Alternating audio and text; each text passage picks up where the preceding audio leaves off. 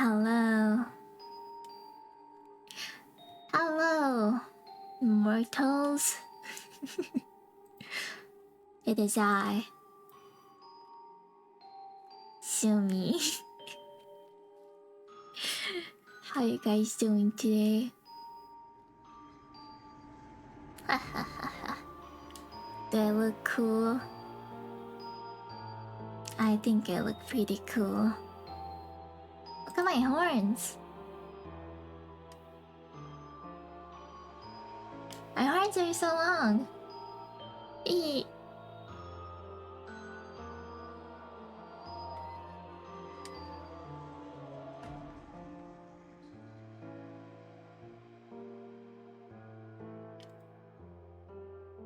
You have my full self today.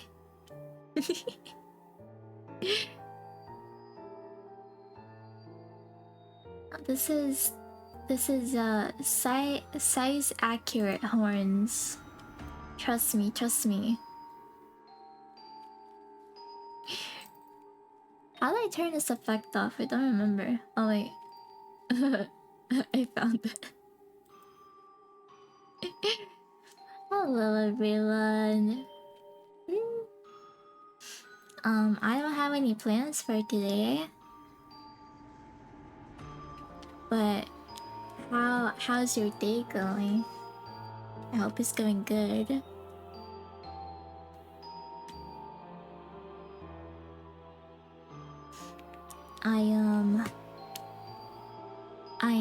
I had lunch not too long ago, and then that's it. Oh, I showered. Yeah, that's it. Oh wait, let me take a picture to post again. Hold on. Let me. I'll be cool again. Say cheese.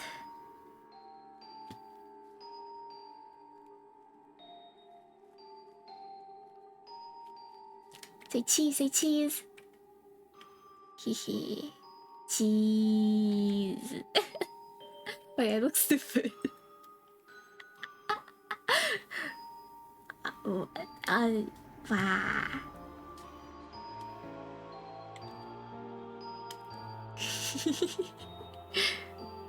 Okay.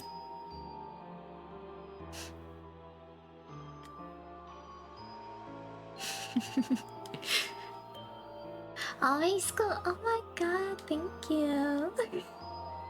You think I'm cool? Welcome in, Pop.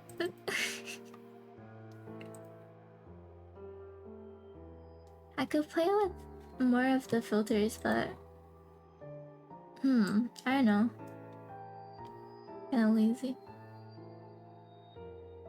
I look so bright now. Oh wow. I am the sun.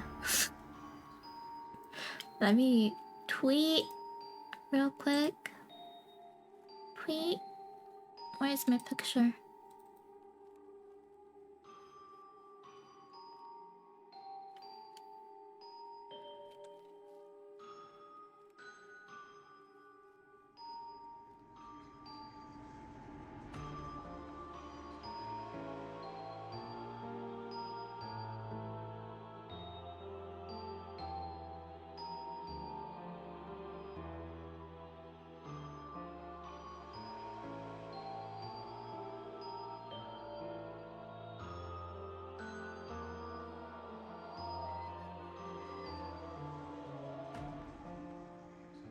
Here we go.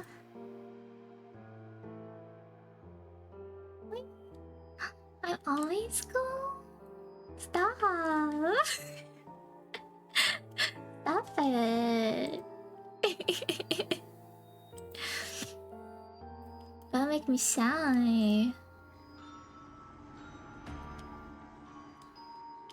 Wait, oh my god, why is it so pixelated? The quality is so bad. What the fuck? Anyways.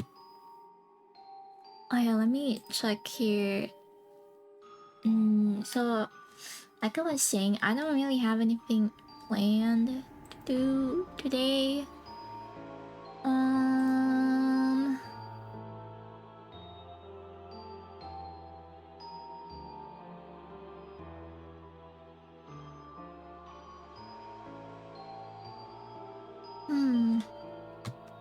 I was thinking maybe playing some game. I don't really know what games I have. Why are my horns moving like that?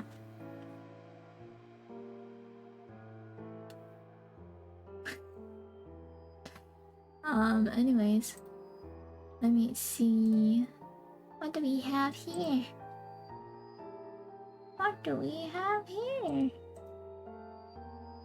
Okay, technically, we could play Valorant, but I don't want to use my model. I don't think I'm scared to play Valorant with my model. Oh, we could try touchstarved. I have the demo of touchstarved. Could try that one. I don't feel like drawing today.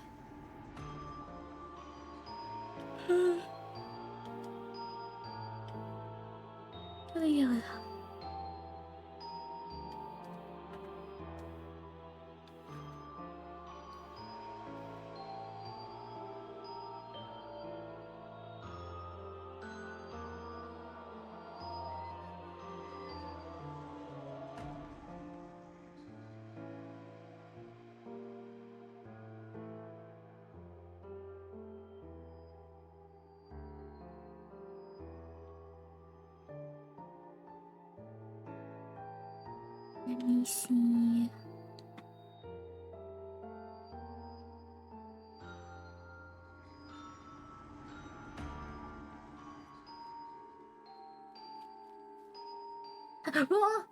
Oh, that's so loud.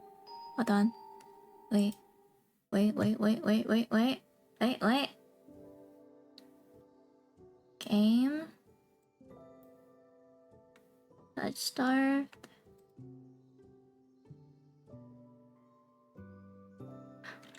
Do you see? Am I blocking too much on the screen? I can't tell. Oh, I think I'm too big. Hold on. I'm too big.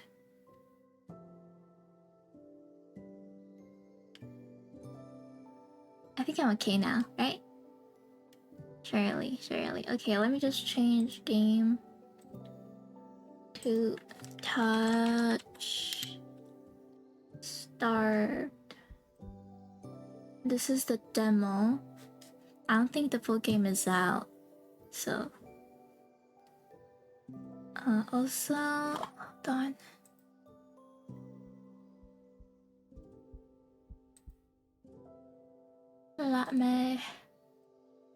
Let me say.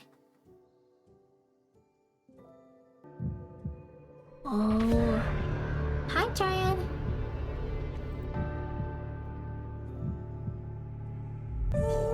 Oh. Oh wow, that's really loud. Hello? Please?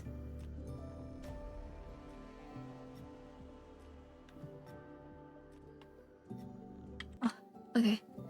Well, it pauses every time I tab out. Maybe if I hit the window? No, it's still... Bro, how am I gonna see if the audio is okay? Someone tell me, is the music audio okay? I can't tell. I have no idea. Is it okay? Let me tap back in.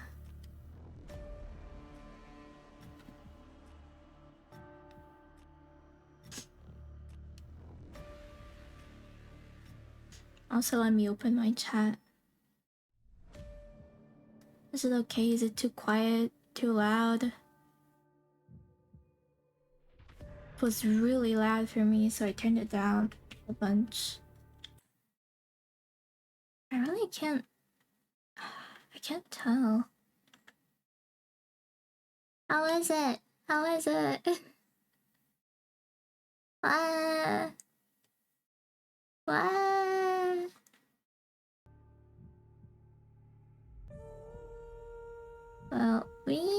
gonna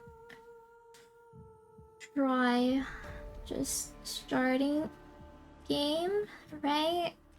I wonder how long this is, because this is the demo. It's probably not too long, I'm guessing. Disclaimers. Streamers and content creators should turn music volume to 0.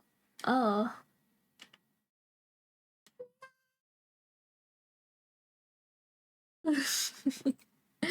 Okay. I would turn music to 0.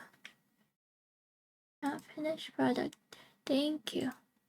Okay. Content warning. Touchstarved is intended for an older audience, contains mature content that includes but is not limited to horror, graphic violence, strong language, alcohol and drug references, injuring, and dismemberment. Play discretion is advised. If you accept content warning, please click to proceed. Okay. Why are you bonking me? Okay, I'm gonna turn the music to 0 and then I guess we'll find out the volume is okay when we talk. In that start, your choices matter. Decisions you make may result in a unique dialogue, interactions, or even choices red text, which contain exclusive content. Try playing through the demo more than once. Choosing different options, you may even uncover a secret ending. Remember, there are no wrong choices, only interesting ones. Choose wisely and save often. Controls. Left click, progress. Mouse wheel, rewind. No. Space, hide UI. Oh.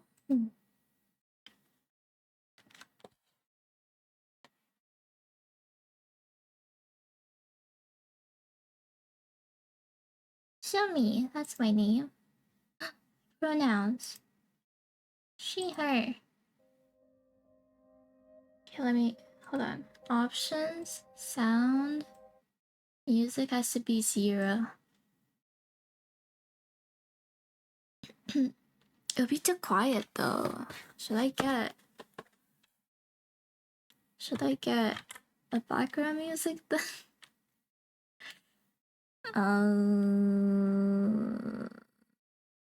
Yeah.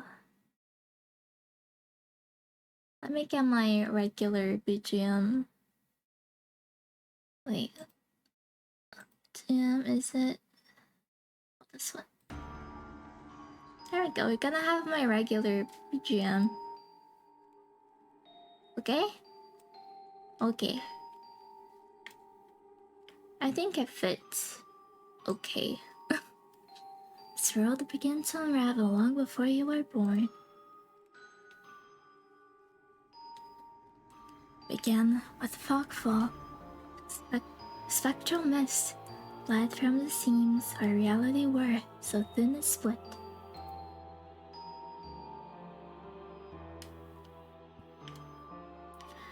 From that fog emerged monsters and human beings with unnatural powers. Some possessed language and intellect, others were mindless beasts driven by a little more desire to slaughter.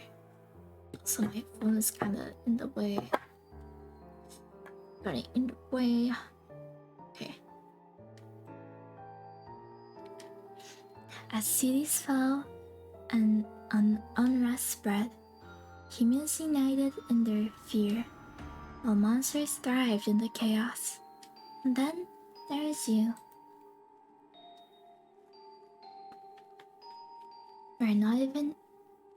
You're not even sure if you're human.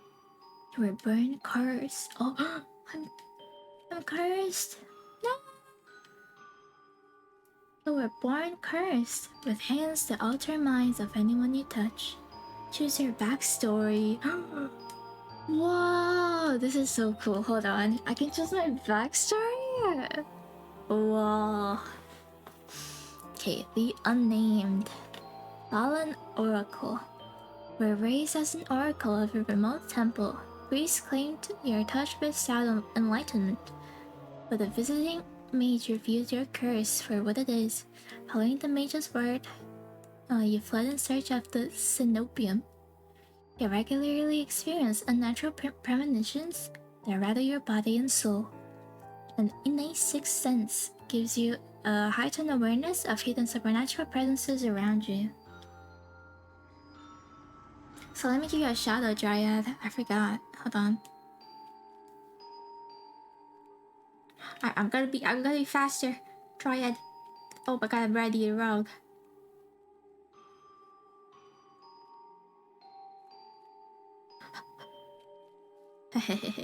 Hi Ash! Let me also give you a shout out.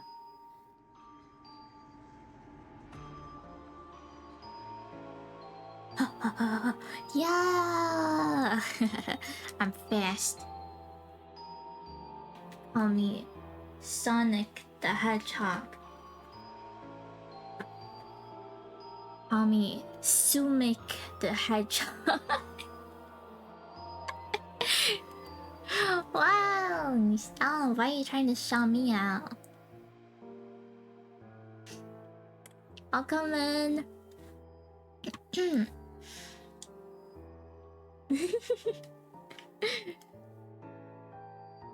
Hound! Forsaken thief. Thief. You were raised by society as outcasts, criminals who accepted you when nobody else would. Your partner in crime, a friend since childhood, helped you steal enough money for a cure. Then betrayed you. They left you with only enough coin to travel to the Cenobium, your last hope. You have sharply honed social intuition.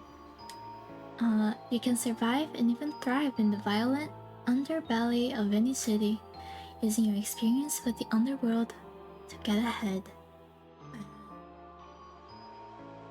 Sorry about the shadows, no! Yeah, assuming the hedgehog. Last one is the alchemist, an abandoned mage. An exiled Cenobian mage took you in as a child, raising you as her apprentice. She seemed to take pity on your curse, but you discovered that she was cultivating you as a test subject. You fled to the Cenobium seeking a cure. You are an experienced spellcaster with encyclopedic knowledge of alchemy, spellcraft, and history. For little observation, you can identify the subtle effects of magic. Okay, which one shall we use as our backstory? I like this one.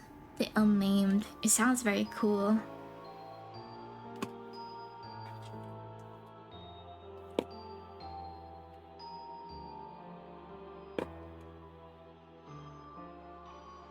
Also, I've never really posted about my lore, right? But if you didn't know, part of my lore is that I used to be a shrine maiden.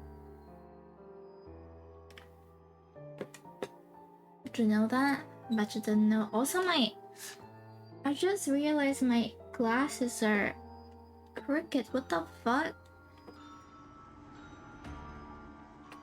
How do I fix this? Like one leg is standing up, and the other one isn't. Hold on. Hold on a second. What the fuck? How do I... What?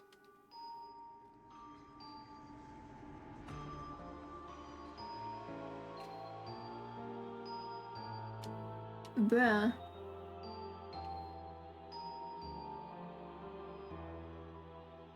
Well... I think... yeah, I'll go with this one. Firm. My origin.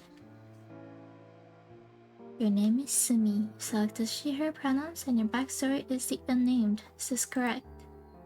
Yes. I'm Sumi. I'm a girl.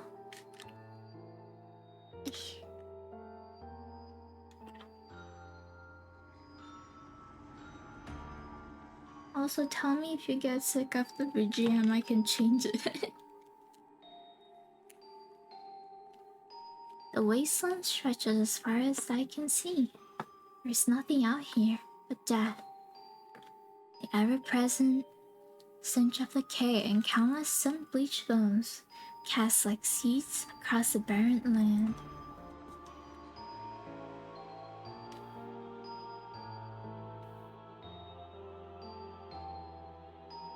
Wait, can you see my cursor?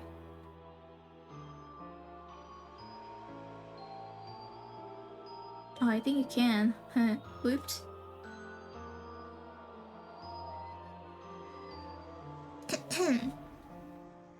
I could say death doesn't scare me, but to tell the truth, I'm desperate. It's been 2 weeks since I joined the caravan bound across the wastes. Finding a group that would accept me was a trial in itself. Can? Oh. Okay, I'll try not to have it too much on the middle of the screen. It's very cute, right? It's one shot. I've streamed one shot. It's very good. Very good game. You should play.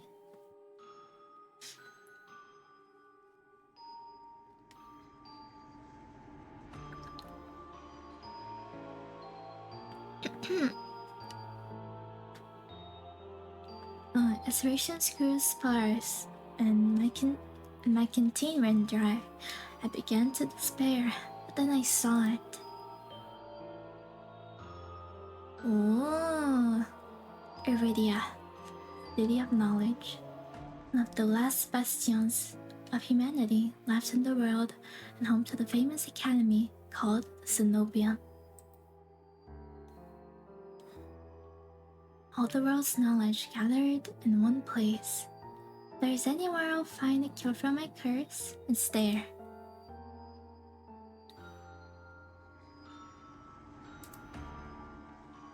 All that stands between me and the cure is a final stretch of salt-soaked wastes. Or so I think, until I see the first tendrils of fog snaking beneath the wagon.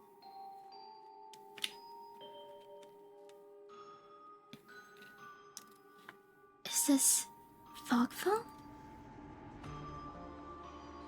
So many games I wanna play, never enough time. That's true. One shot's really good though. I really recommend you playing it. And I also recommend going in blind, like without knowing anything about it. The only thing is that it's good to have it windowed in the square window. Yeah, it's good. That's all I'm gonna say. Also, if you're gonna stream, just make sure you're careful. But if not, there is no worries about that. It's very cool game. My stomach sinks at the very whisper of it. Silent room, more devastating than fire. Dangers in cities, but a death sentence beyond them. Thick blanket of fog engulfs us, smothering out the lantern's light. The wagon lurches to a stop. An eerie silence, heavy as the mist, falls over us. The only warning we get is a strangled scream.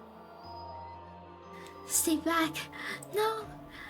The cry dissolves into the wet gurgling. Oh god, that was so loud. Oh my god. Oh my god, hold on.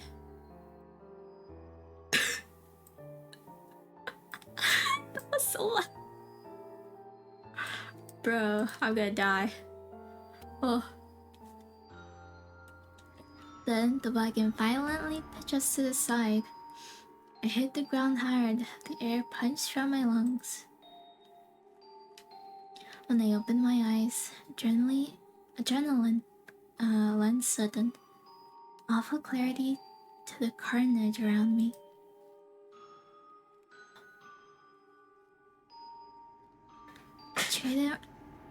A trader I once shared bread with lies face down on the mud, their back reduced to long strings of torn muscle, gleaming gristle, and exposed bone. Bodies littered the wasteland. I tried to rise, but my ankle explodes with pain, so blinding. White plumes across my vision. Only when my eyes adjust do I see the dark shape in front of me. Oh, ew. Oh, the eyes.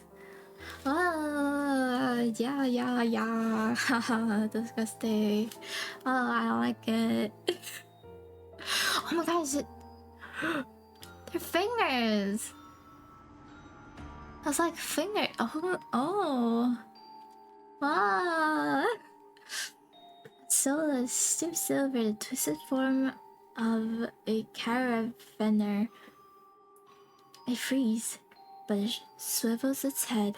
A dozen bulging eyes twitch in my direction and blink as one. Whoa. Solus lets out an ear-splitting shriek and runs at me. Oh no. But right before it reaches me, beast barrels past, vanishing into the mist. Instantly, a horse screams in the dark. I need to move now. Run to the city, head towards the wagon. Run to the city? Why would I go back? What? I take off, running deeper into the haze. The fog is so thick that I fear I'm heading in the wrong direction until I see a dim pinprick of light emanating from the shadow of a spire. It's faint, but it's enough. I came too far to die here. Rapid footsteps echo all around me. I turn in circles, frantically searching the opaque mist for the source. Fogfall twists and stretches sound. Suddenly, the caravan's driver bursts forth from the fog. Our eyes meet too late. He slams into me, knocking me to the ground, and slips in a patch of mud. Solus falls on him as soon as he slows. Catches the driver by his throat and rakes his stomach with razor-sharp claws. It comes apart like wet paper, spilling intestines and viscera in the steaming tide. Oh wow. Fighting the urge to heave? Fighting the urge to heave, I claw frantically through the slippery muck for a handhold. Oh, shit. My hand catches on the jagged edge of a rib. Oh, jutting out from the water. Bandages unfurl around the gouge, throwing deep into my palm. Oh god. Oh. The pain's quickly forgotten when the hand closes around my wrist. Who are you? Can you stand? One of the travelers from the caravan leans over me. We need to run. Oh, is that my hand? What's wrong with me? I reach for my hand and I realize too late that my bandages have come undone. Oh, don't touch me! Sensation of their thumb brushing the back of my hand sends a shiver down my spine. All it takes is one touch. And in the space of a breath, my curse takes hold. Oh god. Oh, this is scary. Your lips peel back into a deranged grin.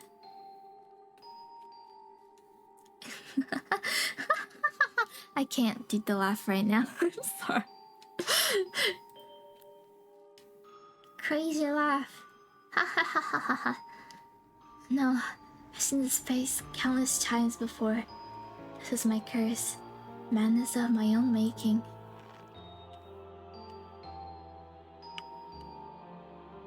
Hi, Aya. You listen to me. Stop. Are you not asleep, huh? Isn't it late?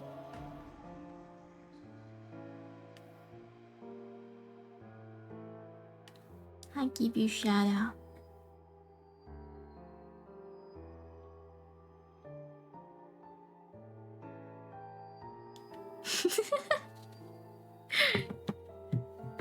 Oh yeah, how was the game? I fell asleep. I fell asleep, but how did you like the game? Did you finish it? I was just saying hi, Aya. Yeah. Hi, Aya.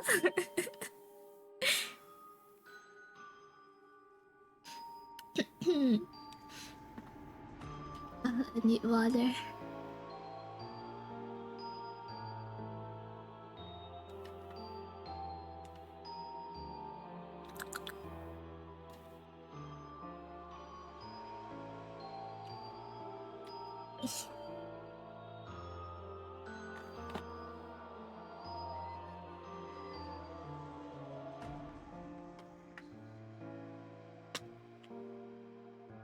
Oh, okay. I will be there for part 2.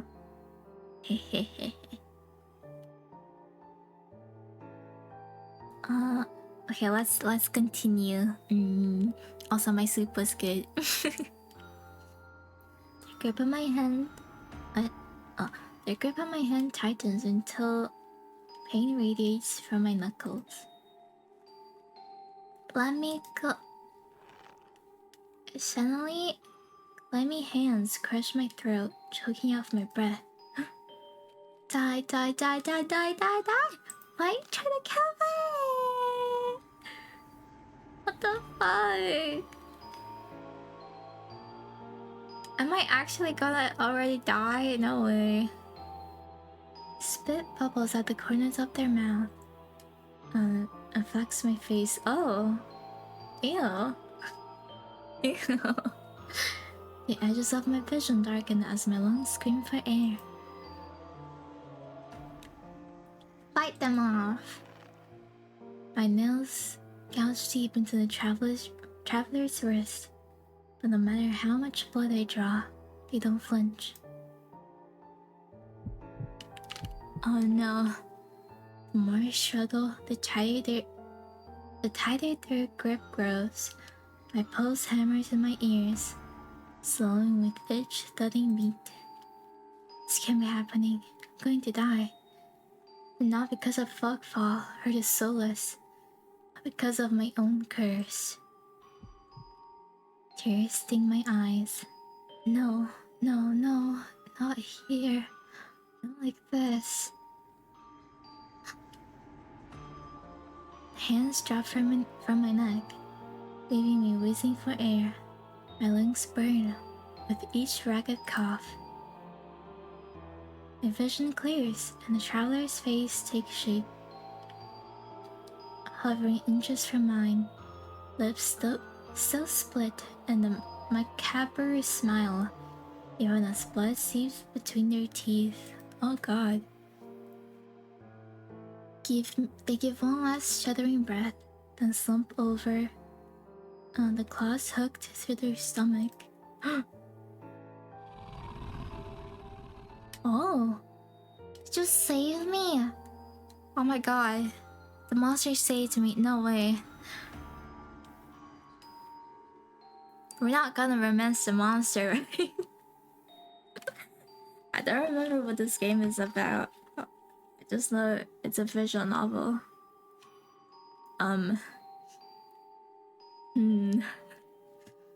Solus shoves the body aside, glowing eyes studying its leathery skin. Thin as though grinning. Oh! There's a flash of claws, red spill across my vision. Oh, is it killing me? Okay. We're gonna die anyways. Bruh. I thought there'd be pain, but as I sink into the murky water, all I can feel is the grit of silt? What's that? Grit of silt filling my mouth and the icy embrace of shallow water. Distantly, I notice an arm resting among the outcrop of reeds. Mine. Nearly severed at the elbow. Oh god. Oh. I should have taken both arms. Without them, maybe I could have survived. Maybe I could have had a home. Instead, I'll die cold, alone, face down in a desolate wasteland. Fitting end for a monstrosity like me. Oh, flashbang. Oh, my eyes. Is this death? It's not as bad as I feared. Oh, if this is death, it's not as bad as I feared. Cold is gone, as is the choking stench of bog water. It drifts forever, cocoon in oblivion, till all thought and sensation vanish. No curse, nobody howling at me in madness and terror, nothing at all. The thought has a terrible appeal to it. But the next moment, I take a reflective breath. Air pours into my lungs, then out again in a wrecked gasp. I don't know how to make that sound.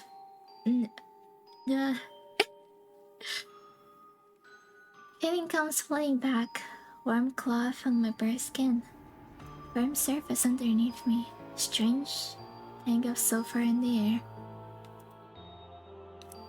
So it was like dirt. Oh, okay. Do not be afraid.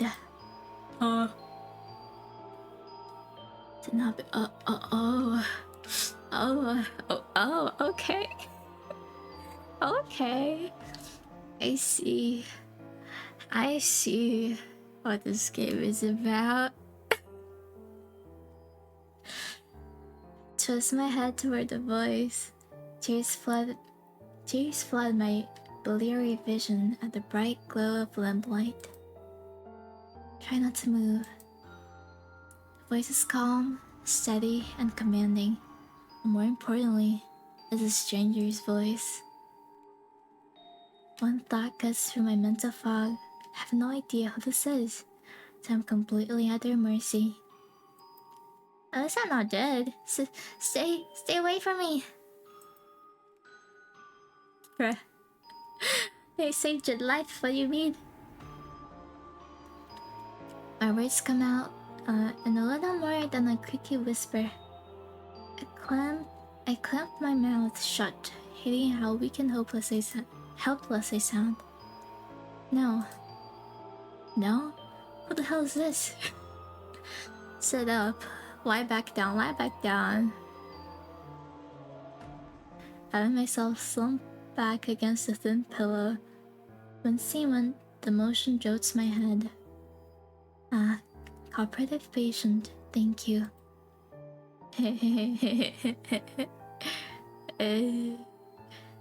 Words swim in one ear and out the other without much comprehension. I pull the sheet up higher, wiping my eyes until my vision clears. Oh wow. Oh wow. Okay. I see you. I see it. Okay.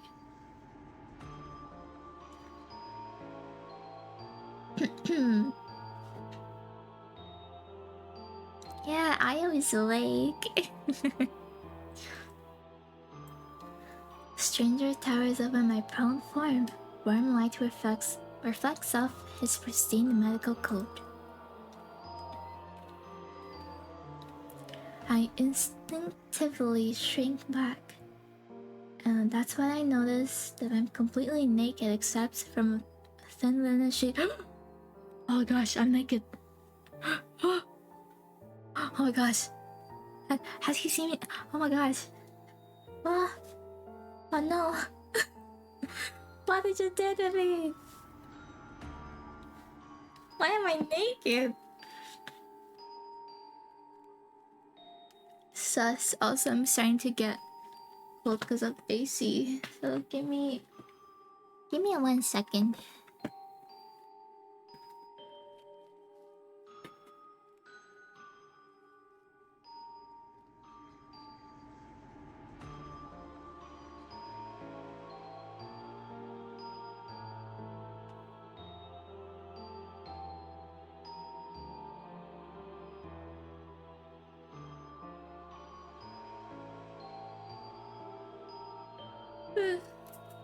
The sky is very hot though, I gotta say.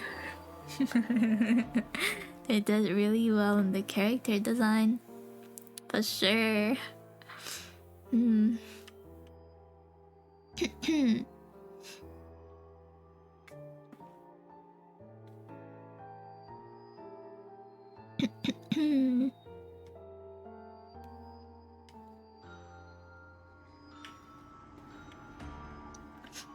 Okay. Naked, lying on a low cot, with a pair of sharp golden eyes watching my every move. The man's gaze flickers to my exposed, unbandaged hands. I plunge my hands under the sheet and hide them from sight. Though it's too late, he must have noticed what they look like. Strange, cursed, and human. Yeah, naked! Why am I naked is the question. I mean, I get... well, I guess he's a doctor. Why do I have to be naked? At least give me like a hospital gown or something. Damn. Brace myself for his inevitable suspicion and disgust, but his expression doesn't even flicker from that courteous smile.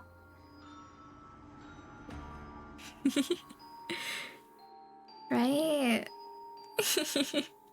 Well, I'm not like completely exposed naked. I have like apparently a thin blanket, I guess. But like, why am I naked? Just watch us in placid silence as I struggle to make sense of my surroundings. Where am I? Who are you? Be calm. You're safe here. Whoever this is, he clearly has no idea who or what I am. I've never been safe anywhere with anyone.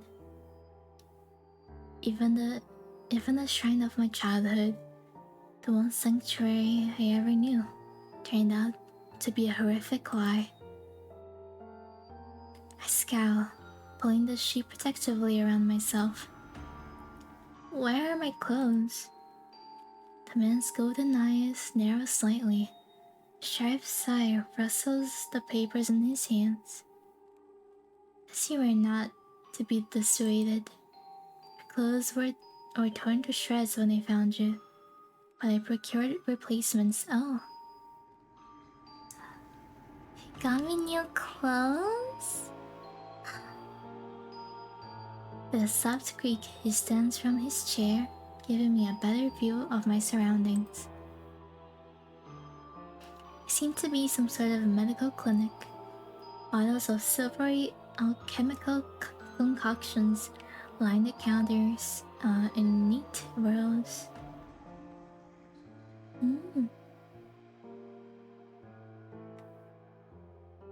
The air makes my nose twitch. A faint whiff of smoke and something distinctly metallic that I can't quite place. Oh, he's so fine. Doctor produces a large, dense bundle of cloth, which he sets at the foot of my cot is easily a head taller than most, and I have to crane my neck to look at him. Could you step out? I can just say thank you. Thank you. I should be polite if I can, especially since I don't know who this is, what he can do, or what he wants with me. That's true. It's always good to be safe and polite. Meeting his gaze sends a hot frozen down my spine. Something about him nags at me, like a half-formed memory I can't place. Thank you. Oh, you're welcome. I will leave you to get dressed. With a court nod, he leaves through a narrow door.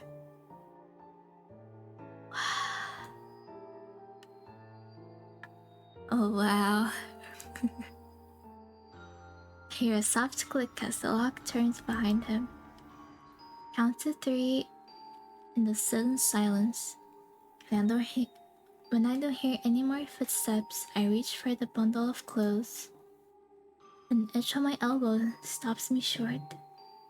I reach down absently to rub at it, then freeze when my fingers meet a neat line of stitches. Oh yeah, one of our arms got like I don't know, ripped off, cut off. I guess he stitched it back. That's crazy. You know what I saw? The beast took my arm clean off. And yet, my arm shows no signs of injury apart from the black stitches poking through my skin. I gingerly flex my fingers, feeling my heart race at the sensation. It's impossible. I should be dead, or at the very least, gasping on my last breaths. Wow. Squeeze my eyes shut, waiting for the pleasant dream to unravel, to wake up bleeding out in the swamp. Nothing happens. The seconds tick by, and my arm remains resolutely healed. My surroundings pristine and quiet. In numb disbelief, I reach for the replacement clothes and begin stiffly pulling them on.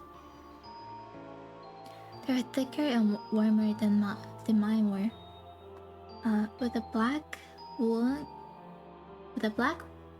cloak to go with them. But there's one thing still missing: my bandages. The golden-eyed man didn't leave me with any, even though I know he saw my hands. Slide off the bed and take a few unsteady steps toward the drawers. This is indeed a doctor's clinic. There must be bandages somewhere. Start opening drawers at random, and of course, that's when the door swings open once more. Are you looking for something? I whirl around, clutching a thick roll of clean bandages. Try to step back from him, but my legs bump up against the edge of the cot. Your caution is understandable, though if I meant you any harm, you wouldn't know. Doesn't make me feel better in the slightest. He makes no move towards me, so I quickly wind the bandages around my hands. Glowing scars, how do I say that? Model?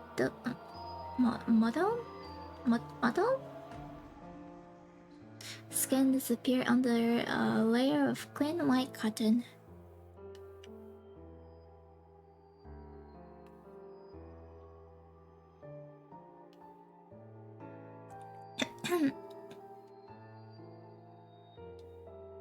May I ask why you need additional bandages? I clench my jaw. I knew it would be only a matter of time before he asked about my hands, though the way he does it is strangely roundabout. My throat. Stare at him, decline to answer.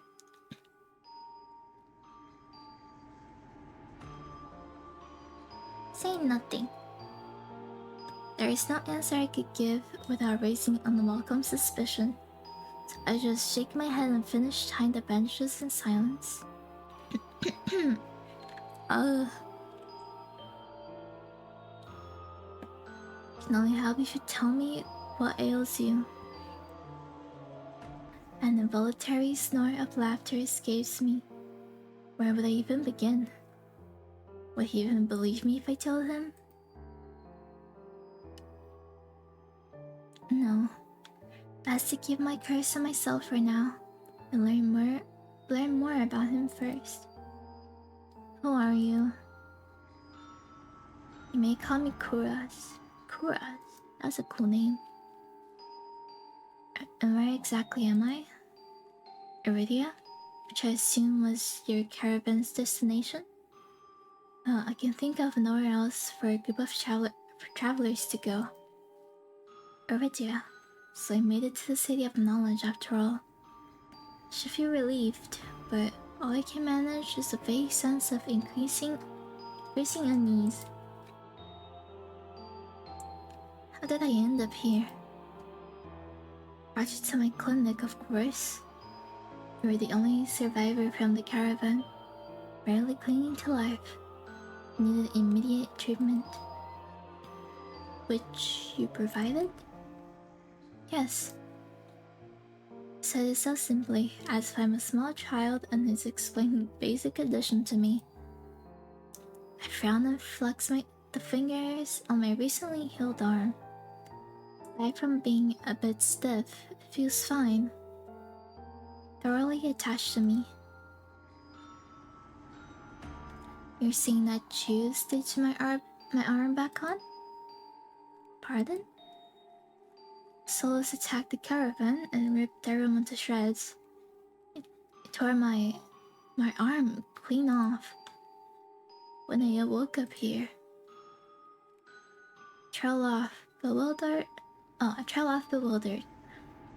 never heard of any magic that could heal a mortal wound like that. What kind of person could do such a thing? The doctor, Kuras, pinches the bridge of his nose. Sits back down in his chair, quiet for a long time. I do not know where you come from, but Iridia is the only city of knowledge and deadly secrets alike. Information's power, and it is most unwise to give or receive it freely. What? Since you have refused to divulge your secrets, I will not divulge mine. Did not even know your name. I was just... You were new to Iridia, so I will overlook the specific breach of etiquette. However, should not expect others to extend the same courtesy. Do you understand? Yes, sir. He looks pointedly at my freshly bandaged hands. Loath, though I am to admit it has a point. I'm also a complete stranger to him. And if he's telling the truth, he saved my life. Take a deep breath. Take a deep, steadying breath. This time, when I speak, I sound a bit more like myself. Sumi. My name is Sumi. It's a pleasure to meet you, Sumi. Hehe.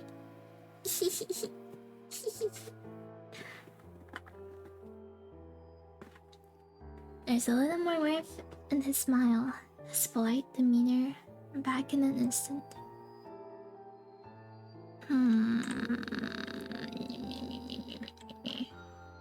Thank you for saving me, or why did you save me?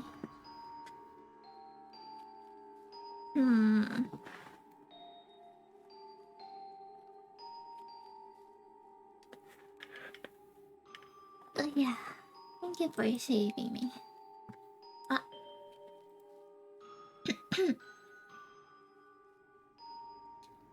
Just a smile in return, even if he won't explain how he did the impossible.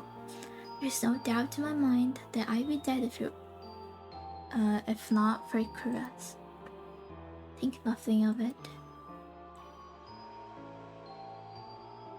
Not sure if he's just being excessively courteous, but his words only raise more urgent questions.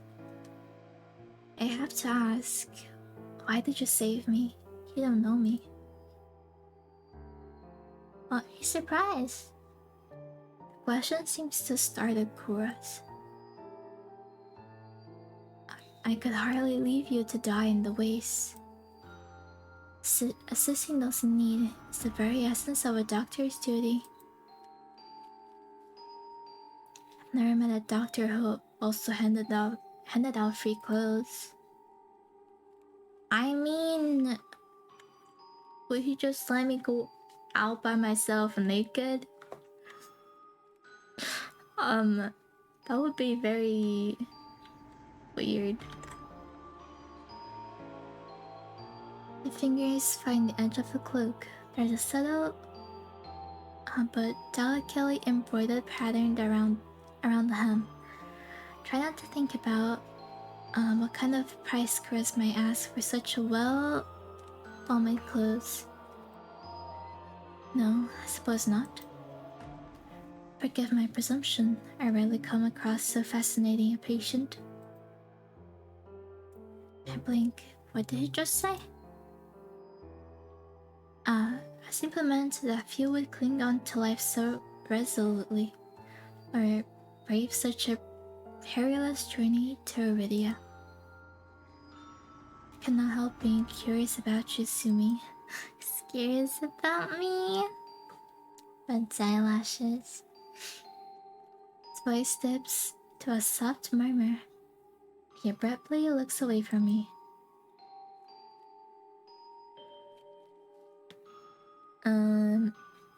I don't know what to say to that. If you know more about me, you might not like me as much as you think. Doctor or not, he wouldn't want to risk his life or sanity over me. No one ever does. Peculiar thing to say, why would they have cause to dislike you? Here we are, back in my curse. I think I've been desperate to avoid discussing. A loud knock at the front door stops our conversation cold. Spares me from having to say anything else. Duty calls. Fortunately, you are not my only patient today. Knocking grows more insistent, and Chris lets out a tired sigh. Please wait your turn. Though he says it quietly, the climber on the other side of the door abruptly stops. Do you need anything before you leave, Sumi? Oh, between the Solus attack and my miraculous survival, I'd almost forgotten why I came to Iridia in the first place. I need directions to the Cenobium. Cenobium?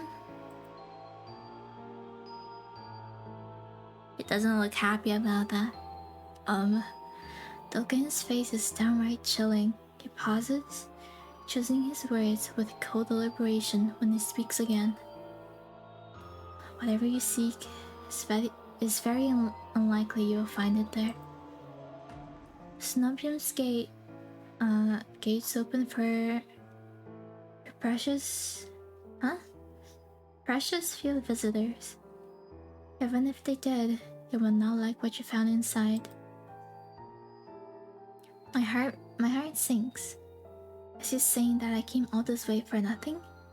Risk a life and limb for nothing? No, that can't be.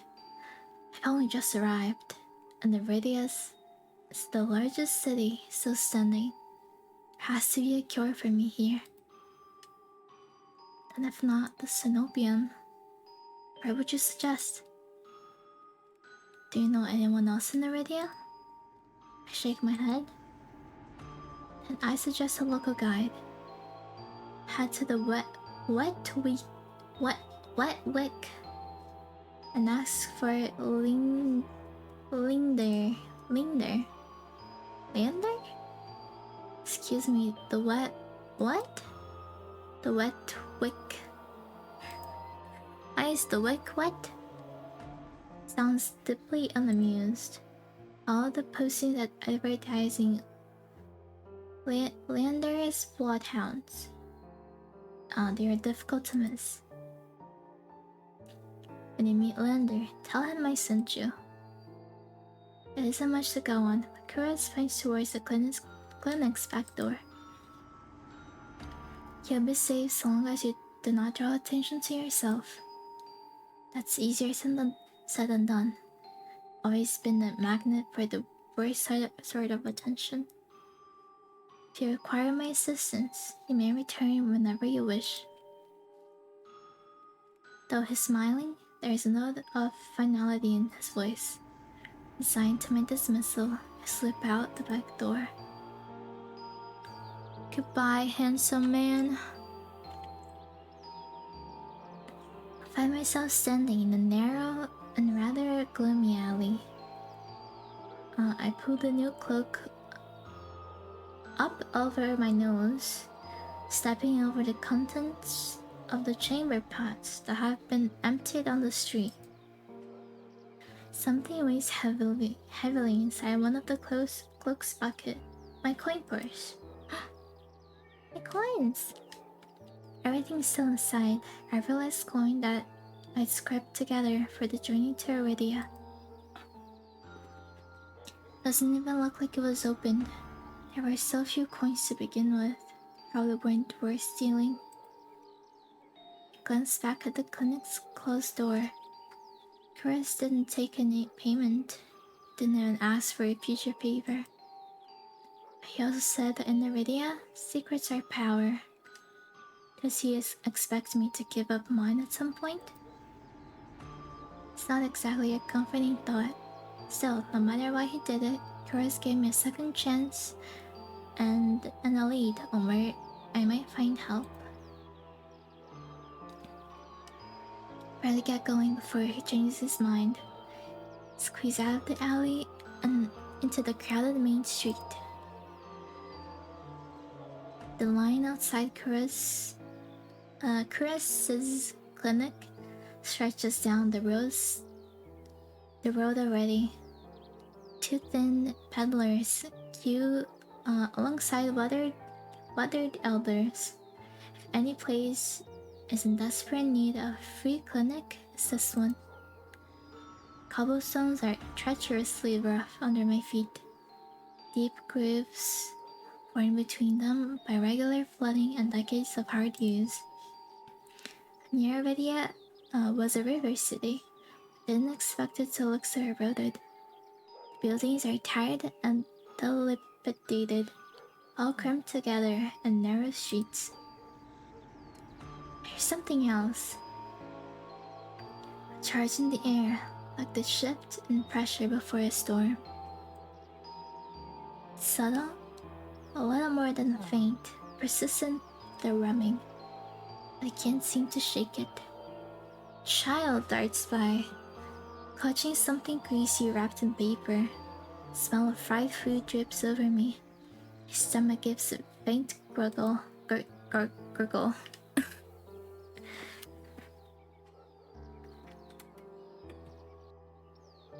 It's kinda hard to read. There's so many difficult words.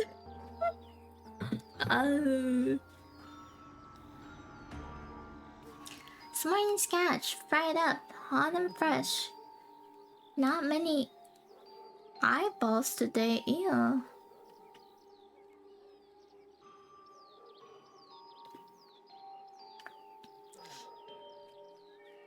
Oh, hi, Reginald. Sounds disgusting, but I'm starving, so I dug my head under the stalls. Probably awning. Large fish leers up at me. Three bulging eyes still visible through the thick layer of crispy batter. The vendor gives me a gap-toothed grin. What's the cheapest thing you've got? The vendor points at the metal basket of what looks like long strips of savory bright dough. Fresh long lads. 3 copper apiece. Don't burn your mouth. Fresh long lads. What would be... What's a long lad? Okay. Strange name.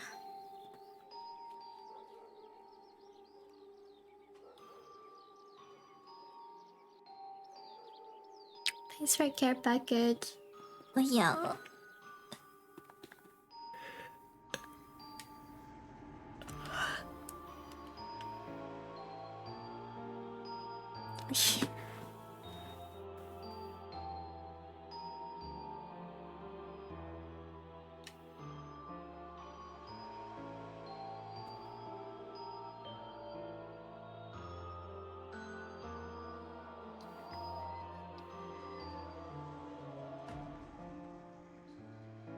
It's under rapid iron archway adorned with dangling garlands of red and pink lilies. The buildings at this quarter are a dizzying riot of color. Painted walls and tinted glass everywhere I look. Sheer red and pink curtains flutter in open doorways. Musical voices call out invitingly. Incense mingles with the pungent scent of flowers, barely covering the salt and musk of warm bodies. Ugh.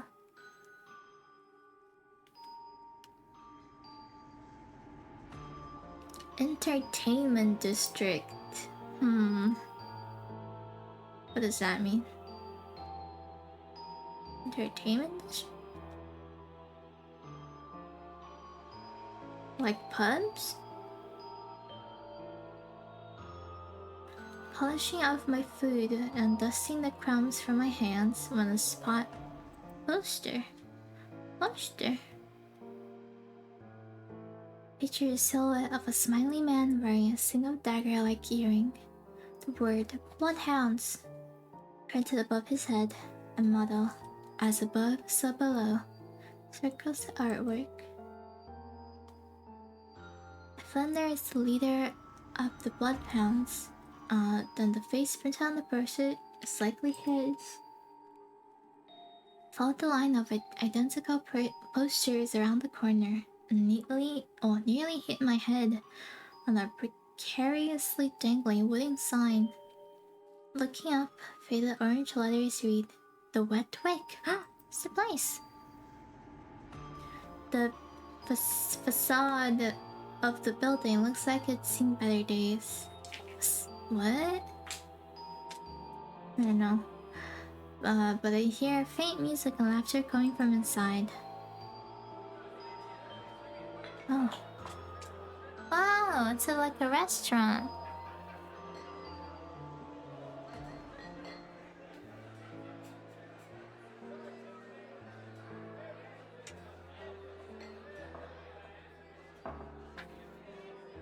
What? What do I know?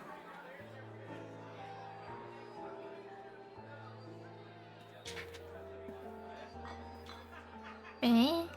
What do I know?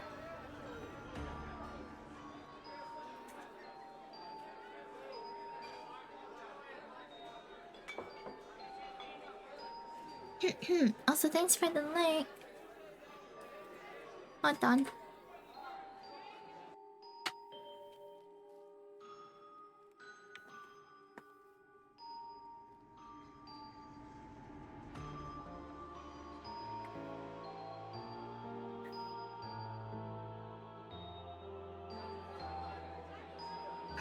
Okay.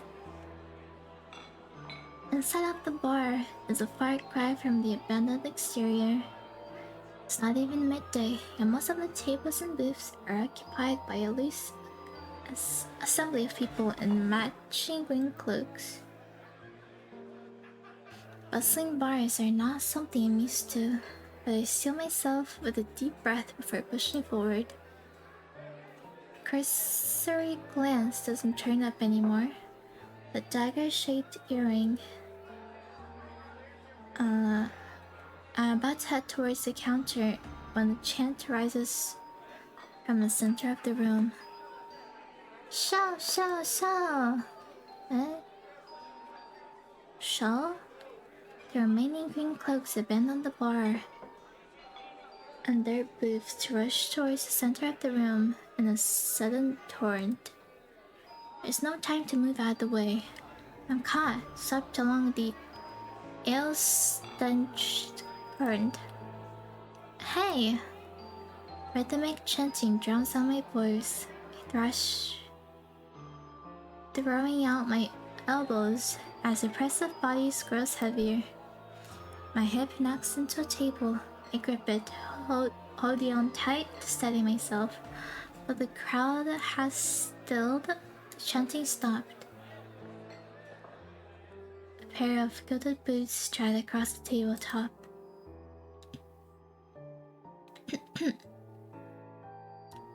Seriously, you dogs, again? Scary laughter and cheers rise from the audience. Drag my eyes upwards. Okay, not bad. It's pretty handsome too. I prefer the other one. It's kinda... I like his earring. Well-dressed man stands on the table in front of me. His broad shoulders framed by the thick lapels of trench coat. This really is the last time, alright? This time when he speaks, the audience falls silent. I'm still bewitched by his magnetic presence, or a rich, low voice. But nothing is as captivating as his smile. His smile. Oh, he makes flowers? He beams at the crowd around him, performer on his makeshift stage. Don't blink or you'll miss it. He laughs, and the dagger-shaped earring dangling from his left ear catches the light in a flash of gold. It would seem I found Leander. He raises his hand above the audience and snapped.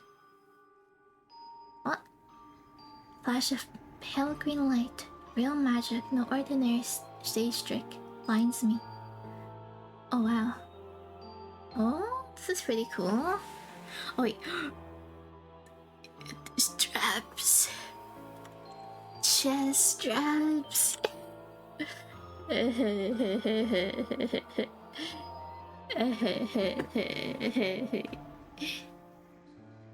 like that. Okay, he just gained some point. As the brilliance ebbs, my gaze refocuses on the mage towering over me. He flicks his wrist, and the magic spiraling around him coalesces.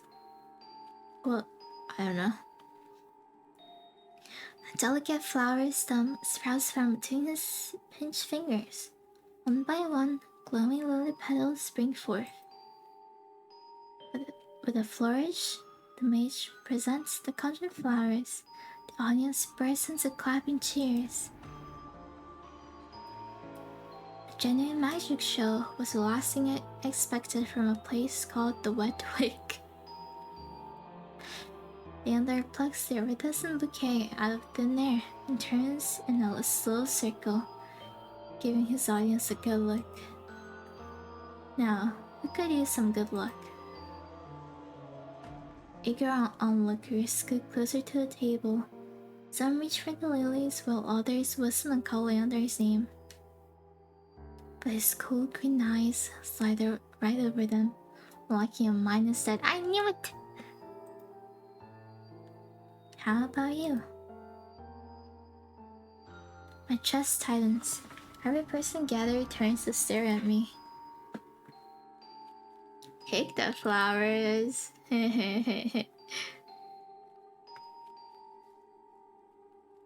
I reach out, all to aware of the way my fingers tremble as I carefully take the flowers from him. There's no weight to them, only a faint warmth that radiates from the stems. As soon as the flowers leave Leander's hand, their light dims. They fade away in a shower of opalescent light. To my surprise, Leander laughs under his breath. That's the problem with flowers, they don't last long. They leave an impression, right? He grins at me. I find myself smiling back.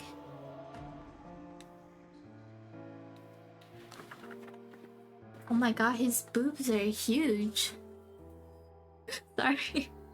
I cannot look at his boobs. Wow.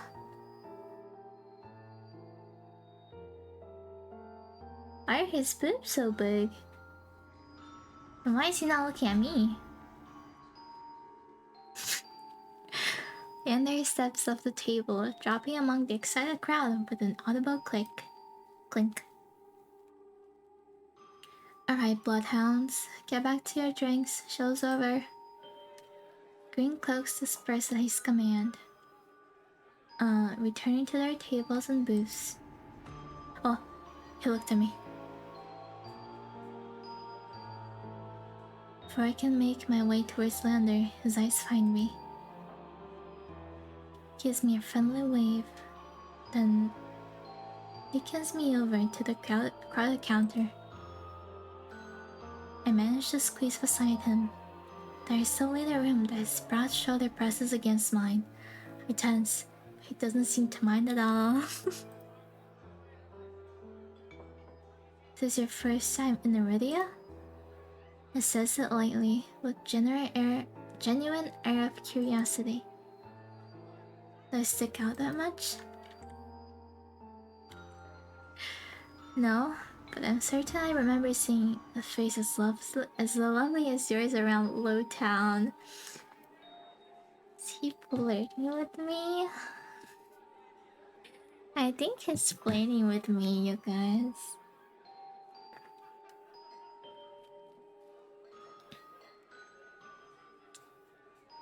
Also, my phone might die soon, so I don't know how long I can chat.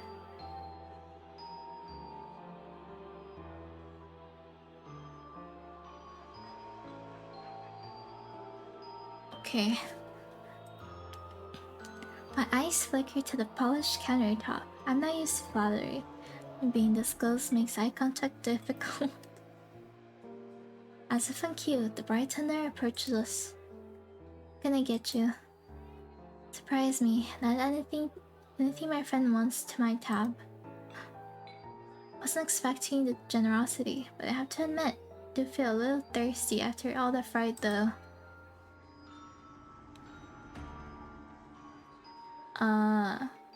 Water is good. Water is fine. I like water. While the bartender leaves to fix our drinks, Leander leans his elbows on the counter, close enough to notice the purple shadows under his lower lids. His eyes wander over me in return. When they lock on my bandaged hands, a sour taste rises in my throat. Here come the questions. So, what brings you to the wick? Kura sent me. He pushes his hair back from his forehead, but immediately falls back into place. So it's about work. Well, it's not work, I guess. Bartender pushes a pair of glasses our way, then realize how thirsty I am until the cold water touches my lips. Drain the water in a single gulp. Oh wow. Leander takes a deep swing of his beer and lets out a satisfied breath. How can I be of assistance? I need to get to the Cenobium. Oh, that's not good. As soon as the word Cenobium leaves my mouth, the entire bar falls silent. Bloodhounds twist around their seats to gawk openly. Finally, an especially drunk one speaks up. The hell are you breaking up the cenobium in here? Let him out. This is bloodhound territory. Eh? The betrayal catches me off guard. An angry looks throw my way. It's clear I've broken some unspoken rules just by mentioning the cenobium. When I glance at Leander, he's drinking, as though he hasn't noticed the uproar. Only when he catches me looking does he lower his glass. The love of... He drags a hand on his face. Hey, keep it down, will you? This is business. I tense, expecting an argument, but the outspoken bloodhounds silently return to their drinks. Only a handful continue to watch me warily. Sorry about them. The cenobium's a bit of a touchy subject in these parts. Mixed in enough drinks and, well, you saw. How about I continue this outside? When I give him a terse nod, he pushes away from the bar counter.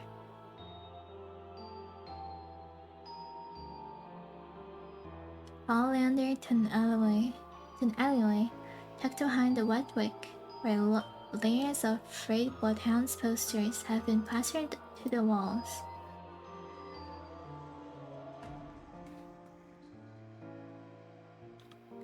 Seeing them side by side, the resemblance between Leander and his likeness on the posters is impressive.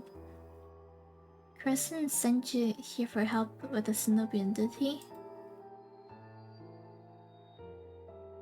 From the look he gives me, he already knows the answer. I glance away.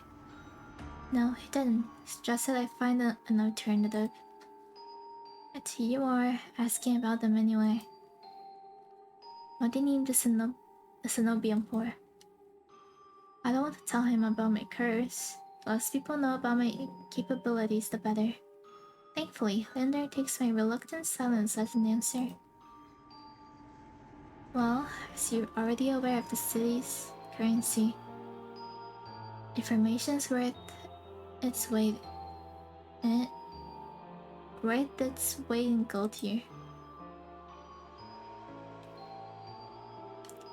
Chris told you the truth. The cenobium's dangerous. Down their bad side, they'll imprison you if you're lucky, or torture you if you're not. But the cenobium's supposed to be a place of learning, a sanctuary. Cenobium has always been a heralded as the last bastion of human knowledge, a shining beacon of hope in a world steeped in nightmares. It's so hard to read those difficult words, bro. Any place held answers would be the cenobium. That's why I came here. It's what they want you to think. Things that seem too good to be true are often just that. Such a simple statement, and yet it leaves me reeling. If it's true, if I stacked everything on a lie, then what now? Leander clears his throat. But as I always say, there are solutions to every problem, and alternatives to every solution. He claps his hand and turns to me with a brilliant smile. That's why Caress pointed you to the bloodhounds. Let us help you, whether it's hunting Solas, finding people, or recovering stolen valuables. You can do it all, and free of charge. Shaking my head before he's even finished his practice speech, my patience is wearing dangerously thin. Listen, I appreciate the offer, but my problem can be solved by a group of good Samaritans. To my chagrin. What? Leander nods slowly. Then your problem must be fairly serious. And if the cenobium's your first choice, searching for a magical solution, aren't you? And my eyes widen, he nods along, as though he suspected all along. I'd be happy to help you out. That is, if you tell me what ails you. And there might not I work for the Cenobium, but he is a mage. And a pirate for one. At that, his demonstration earlier is my indication. I'm silent, plagued by indecision. I don't know if I can trust him, but it's not like I have any alternative. I hate to admit it. This could be my only path forward. A confession comes out in a pained whisper. I'm cursed. Curse? Oh, now I'm very curious. What kind of curse? Something ancestral or more recent? Looks me up and down, taking my face and my eyes and finally my hands. It's your hands, isn't it? I wait till I'm certain my voice will remain steady before answering. My touch is dangerous. Changes people, hurts them. Before I've even finished, Leander begins taking his glove off. He tugs his left hand free and flexes his fingers. Let's see it. What? He offers me his hand, and a prismatic flash of magic ripples across his palm. But I'm already shrinking backwards. I can't. I don't care how confident Leander is. I can't bring myself to hurt him. His kind face twists into a mask of madness. Believe me, this isn't an ordinary curse. But fine, perhaps where you came from, your affliction was strange. And one of a kind. Spend a year in the city, you see 1,000 curses and twice as many cures. Do you really think Chris would send you here? I couldn't handle it? How should I know? I only met him today. I'm as good as any mage in the Cenobium. Better even. They can help, so can I. You know what you're asking me. I'm asking you to trust me. A look from Leander's outstretched hand to his confident smile. Then, in a short breath, I begin unwinding the bandages from my hand. Fine, but if you lose control, don't say I didn't warn you. You can tie me up first if it makes you feel better. Wait. Wait a second. Why is bro blushing? Why is bro blushing and asking me to tie him up? Hello? I didn't know it was this type of game.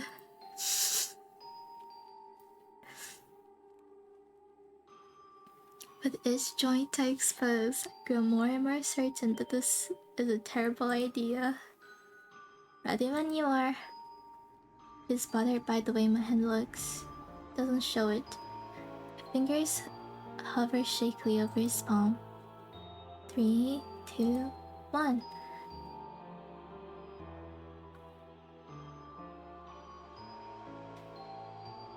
Touch him. I tap his palm once, as quickly as possible. It's rarely more than a brush. That's all it ever takes. Oh, he's normal. When I look at his face, expecting to see the worst, Leander only grins. See?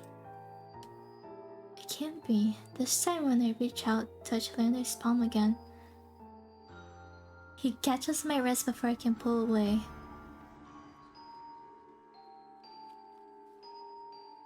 Told you, there's really nothing to worry about.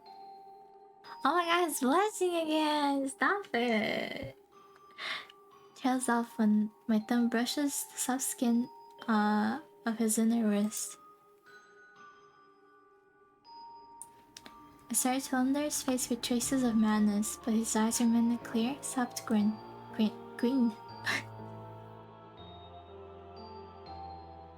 Color rises in his cheeks, but he remains still except for the subtle bobbing of his throat. Oh my god, we're holding hands! Uncensored, unprotected hand holding. Oh my god.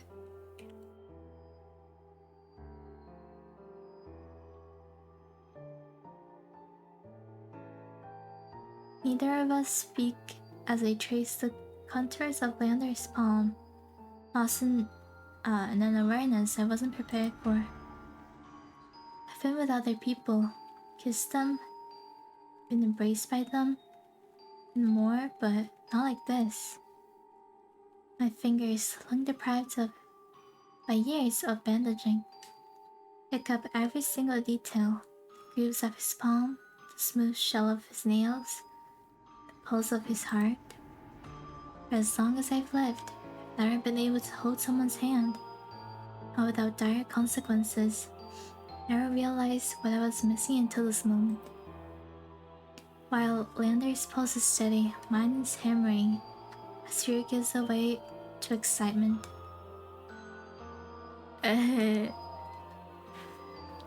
Keep touching him or let go? Yum, yum, yum, yum, yum, yum, yum.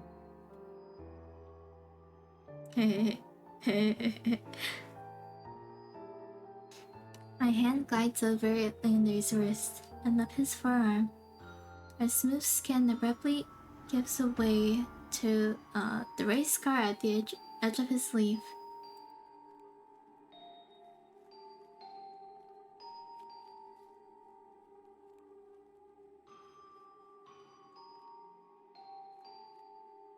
It matches the one that runs from his collar to cheekbone.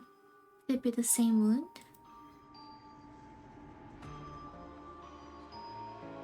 Glance at Lander's face, his lips part as he considers his words before speaking.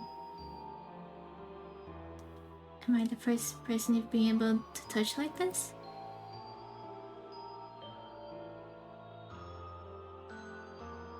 My hand goes still on his arm.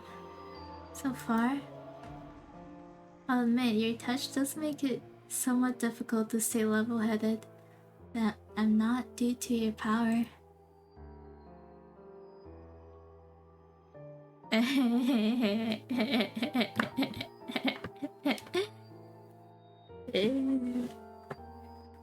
Takes my hand.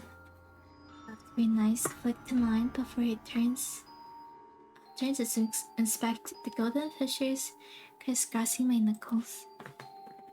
Look, the match. Aw, that's cute. He points at the golden pin on his coat collar. I give him a small smile. That's so cute. I like him.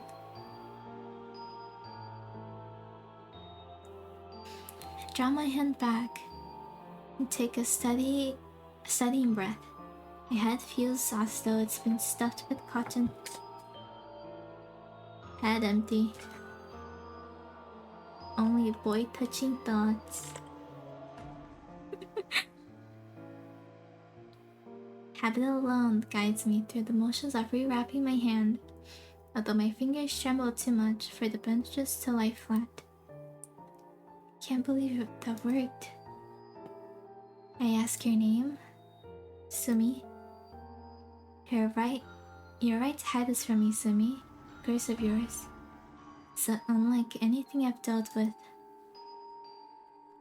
I can tell you're discreet, but you'd best not go showing that off to anyone else. Didn't plan on it. Are you staying in Lowtown?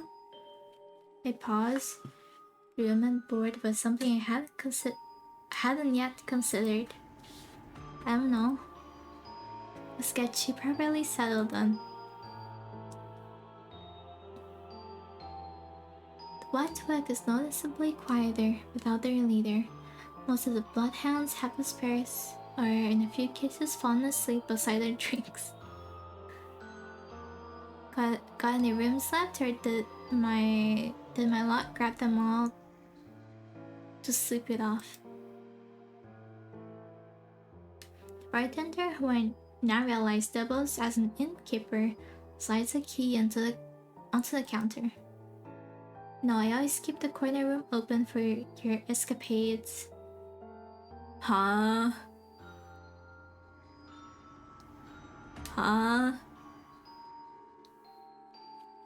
Andrew's laugh sounds slightly strained.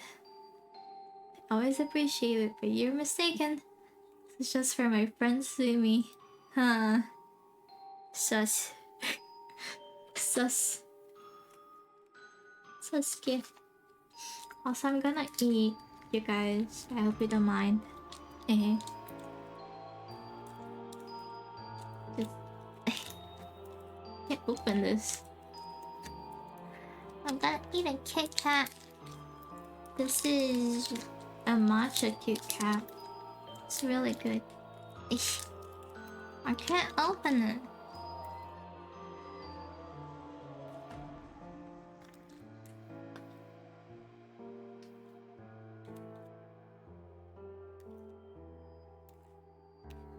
Yeah, as long as you like, you two have fun.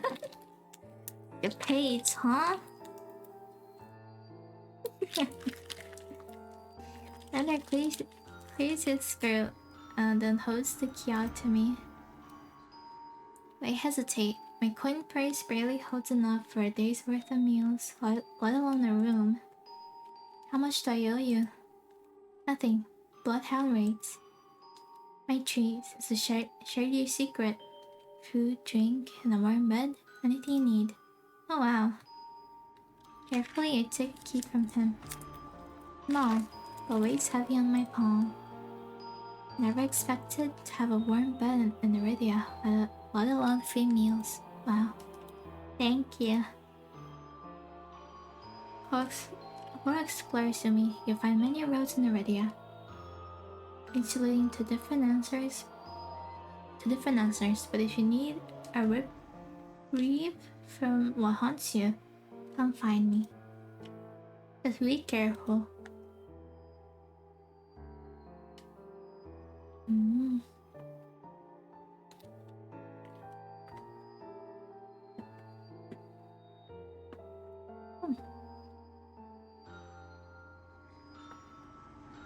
Okay.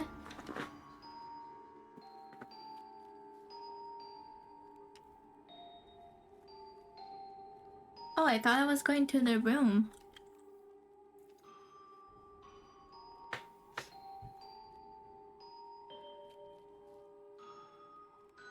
Huh. All the streets look barren and bleak. Others are long gone. Only a pair of crows remain, quibbling over stale crusts in the gutter.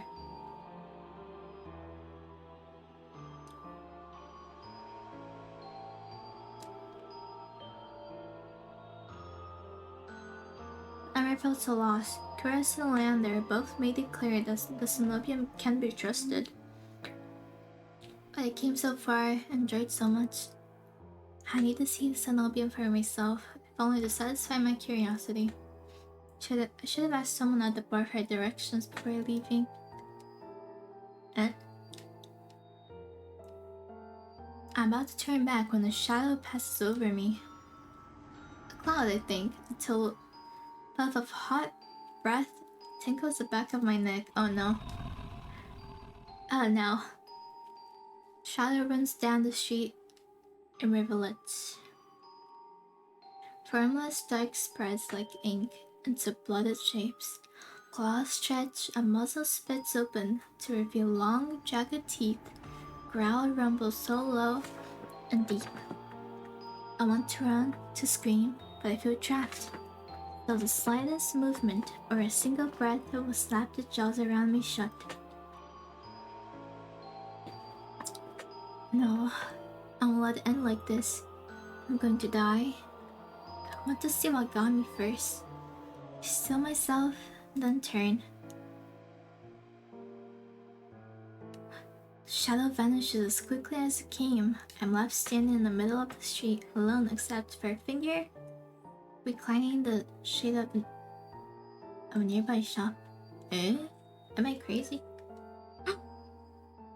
Oh wow. Oh wow. All the designs are so good.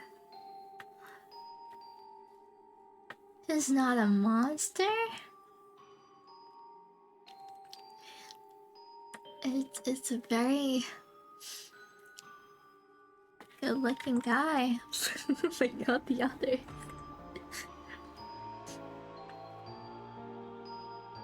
I just clear from a glance one that could nearly be mistaken for a human if it were not for tufted ears and tail curled around his ankle.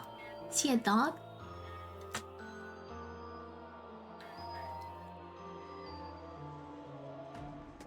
Pupils that sharpen like needles when they follow me, arise me, and the monster uncrosses his long legs.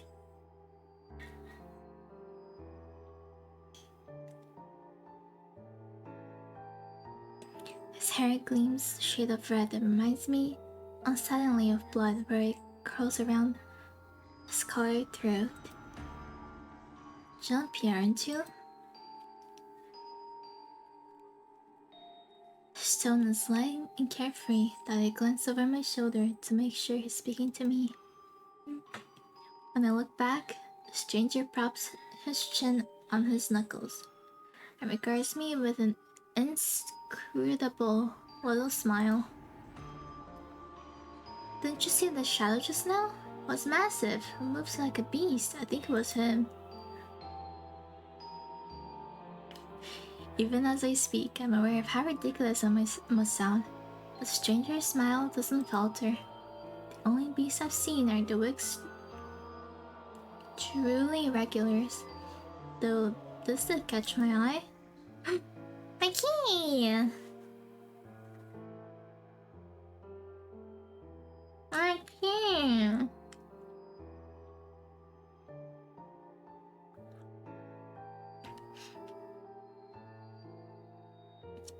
With a flourish of his hand, my in-room key appears dangling from his finger. Turns on his chain, glittering when it catches the light. Hands fly to my cloak's pocket, and sure enough, I find them flat. Cracks his finger, beckoning. Already taken 2 footsteps forward before some stifled instinct stops me. Something feels wrong. I'm still on the edge, drumming with so much adrenaline that the stranger's shadow flickers at the edge of my vision.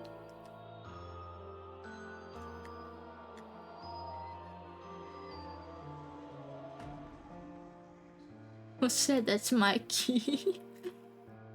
Where did you find it?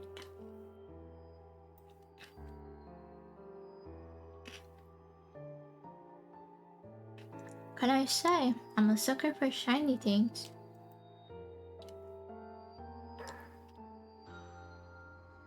Smiles wide enough to reveal pointed cannons. So I drop it. Really should be more careful. City like this, somebody might take advantage. Bald-faced lie. Without a hint of irony. Can't figure out how he picked my pockets with under my nose. But I'm certain he took my key and I knit it back. I approached the man, careful to keep an arm's length away. Doesn't look dangerous, but the most deadly ones never do. That's right. I don't look dangerous either. But I'm also dangerous and deadly.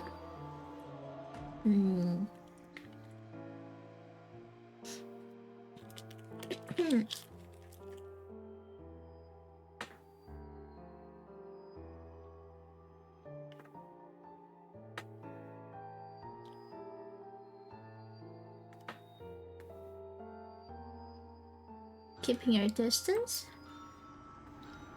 I'm stupid to trust you. Think I saw your dinky little key from all the way over here. Gives an exaggerated sigh. Oh, he's so pretty. He's so pretty. I like his hair. Hair very nice. I approve. Very, very, very nice.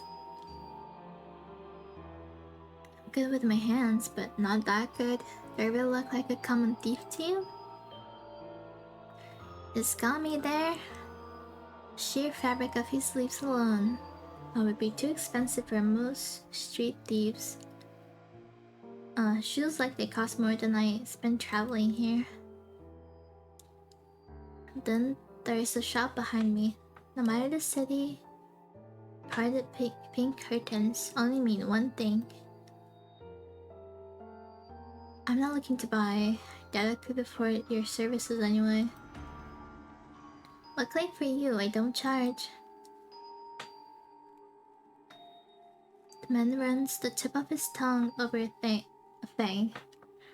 For the first time since I stepped into that shadow, I feel something more than dread. Other than dread. My face grows hot. That's not what I meant. um...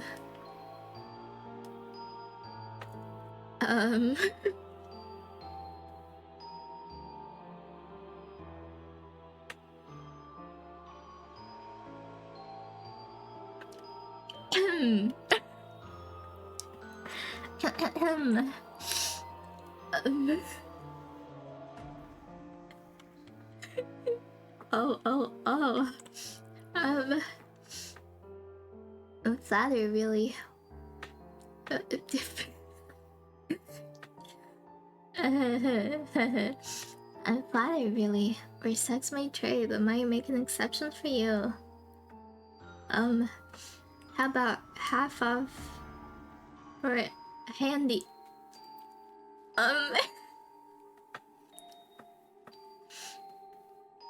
You could just hand over my key, that's right.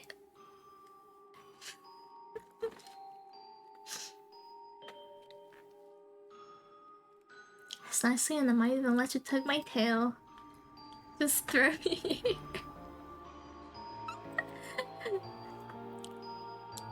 So some spindly little street urchin just snatch it and run. He raises my key and tilts his head so he can watch it dangle back and forth. Suppose I could just claim your room for myself. Not that I'd be caught dead slummy in the wick with the rest of those slack-jawed imbeciles.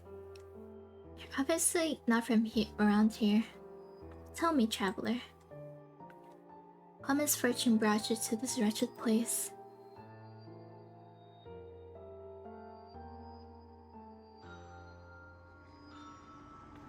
Let me eat very quickly. Hold on.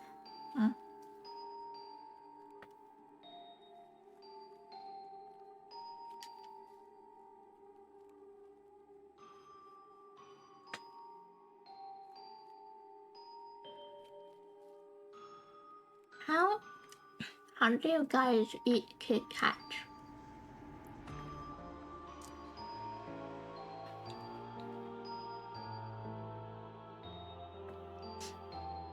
I got used to biting out the chocolate from all the sides, and then I just take each layer off. I just eat each layer at a time.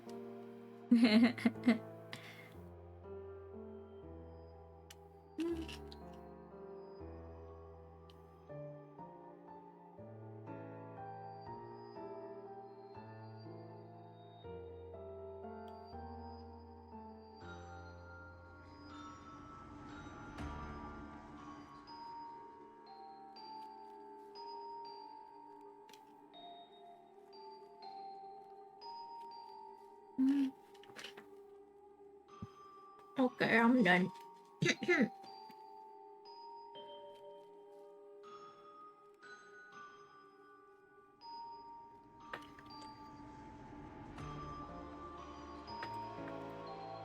Not telling you anything. What could have possibly drawn you to this very little pig pen? Pig pen? I wonder.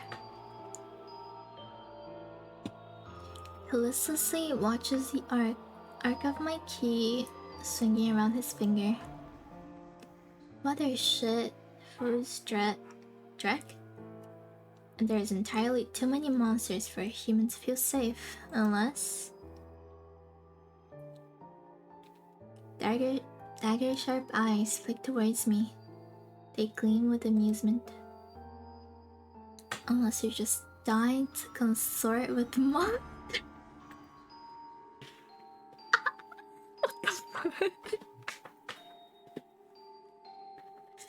This guy is a bit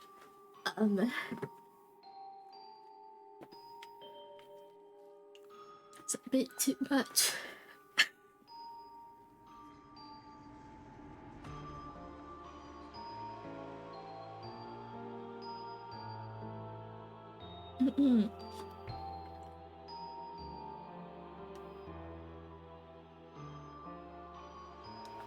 By now, my embarrassment has worn away, leaving simmering impatience in its place. If this is a shakedown, it's the most frustrating one I've ever heard of. Turn him down, flirt back. Oh, you know what I'm gonna do. How did you know that I spent all my money? Starved and nearly died in the swamp just so I could crawl into bed with the first thirsty monster I saw. Ermsey, a burst of breathy laughter. He gazes at me under his dark lashes. Aren't you funny? Could it be any more obvious? I've been told that subtlety is not my strength. So your place or mine? I'd invite you if I had my key. If only I had my key, then I might be able to invite you up. His languid gaze glides from me to the key in his hand and back. Come, take my hand and we'll go together. Wait, what? I didn't think we're actually going.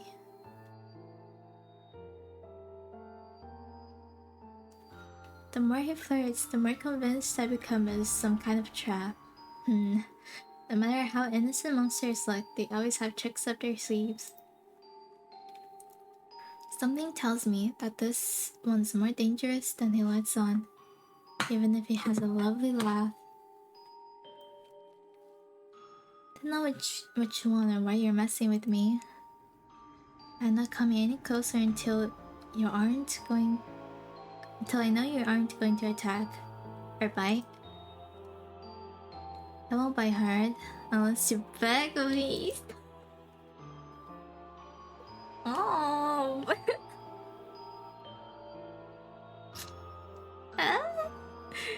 No matter what I say, he finds a way to twist my words into innuendo. Even when I'm silent, he goes on as though we're having a conversation, not a standoff. Do you like dancing? There's a traveling troupe performing in Hightown tonight. Their elitist is utterly exquisite. Truly a performance to die for. There's life in this dreadful place, if you know where to look. You sound like you know the city well.